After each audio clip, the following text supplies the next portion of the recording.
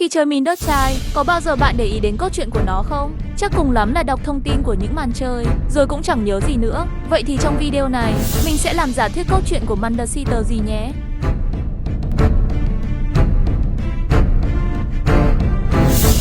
Đầu tiên, chúng ta cần làm rõ một vài vấn đề trước. Vấn đề thứ nhất là bào tử. Chắc các bạn cũng biết bào tử là gì rồi đúng không? Theo thông tin của game, bào tử mang tính xâm lấn và thải ra khí độc. Bạn có thể dễ dàng tìm thấy bào tử ở bất kỳ đâu. Theo suy đoán của mình, trước kia, Serpullo từng có các sinh vật sống như trái đất. Nhưng khi bào tử xuất hiện, chúng liên tục xâm lấn và thải khí độc, khiến các sinh vật tuyệt chủng.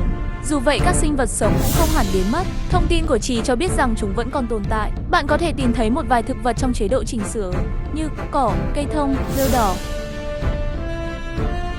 Vấn đề thứ hai là những công trình bị bỏ hoang. Bạn có thể tìm thấy chúng ở rất nhiều nơi. Thông tin của game cho biết rằng chúng là những công trình bỏ hoang của các cuộc chiến cũ. Trong quá trình chơi game ta biết được rằng mỗi khi chiến thắng một màn căn cứ, các công trình của kẻ địch sẽ bị bỏ hoang. Điều này chứng tỏ trước khi trò chơi bắt đầu, đã có các cuộc chiến nổ ra với nhiều phe khác nhau. Thông tin của Gordon Cizzo càng chứng minh thêm điều đó khi nó nói rằng bắt đầu lại lần nữa.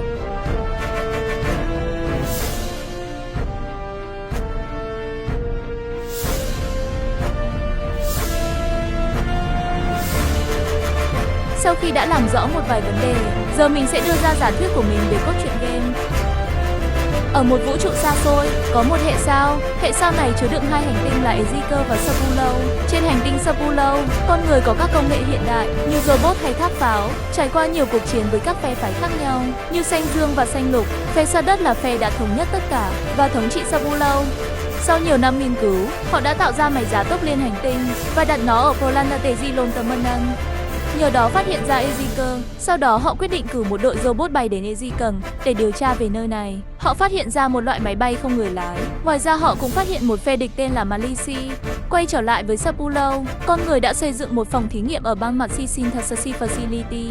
Họ đã nghiên cứu ra được một thứ gọi là bào tử, nhưng họ không kiểm soát được thứ này. Thế là phòng nghiên cứu nổ tung. Bào tử được phát tán ra mới trường ở. Chúng nhanh chóng bao phủ khắp bề mặt Serpullo.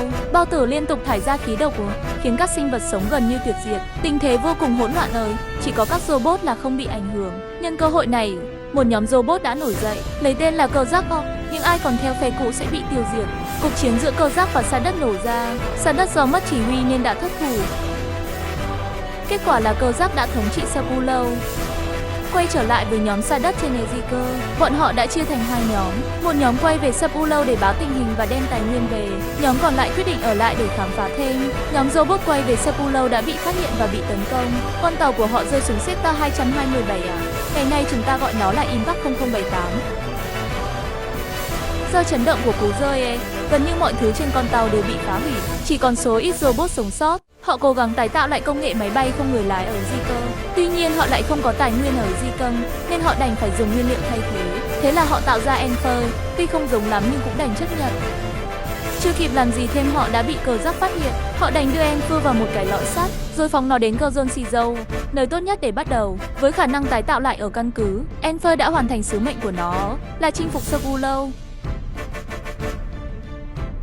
Còn về nhóm ở lại, họ liên tục phải chạy trốn do bị Malici tấn công. Sau nhiều ngày bị truy đuổi, họ quyết định phản công bằng cách tấn công vào The Unsaved. Cảm thấy cuộc tấn công khá thuận lợi, họ tiếp tục chiếm thêm nhiều khu vực khác. Cuối cùng là Ozigunner, họ thành công chinh phục Ezekiel. Tuy nhiên họ không biết rằng Malici đang nghiên cứu và kiểm soát vật chất kỳ dị đến Ninsipolam.